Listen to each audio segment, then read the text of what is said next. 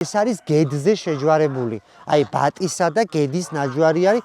ეს არის ციმბირული ჯიში, რომელიც -40 გრადუსს უძლებს ყინვაში. სიცივეში უფრო კარგად გრძნობს ბატი თავს, ვიდრე სიცხეში. აი კომფორტული პირობა ამისი არის, რომ გქონდეს წყალი. რაც თავარია, გქონდეს სუფთა წყალი.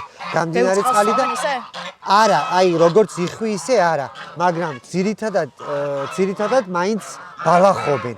აი მთელი დღე შეიძლება რომ იბალახოს და აი დღეში ერთხელ ან ორჯერ ჩავიდეს წყალში. საბანაოდ და აი წყალი რომ დალიეს მაგისთვის თორე ძალიან დიდად არეტანებიან წყალს ბევრად, ანუ უყვართ, მაგრამ ძალიან უფრო ბალახობას ამჯობინებენ. ესენი არ არიან აგრესიულები? არა, არც ერთი არაა აგრესიული. მით უმეტეს ჭამის დროს. ვაიმე!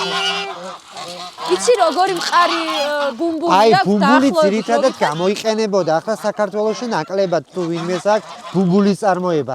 ხომ ამისგან ბალიშებს ამზადებენ. ძირითადად ბალიშები მზადდება და ამიტომ აი ზედა ნაწილს კი არ აცლიან. აი მუყაოსავით ის არის. ხო, აი ზედა ნაწილი მყარია, მაგრამ აი ქვედა ნაწილს ხო, ქვედა ნაწილს იყენებენ ძირითადად ბალიშებისთვის. ვაიმე!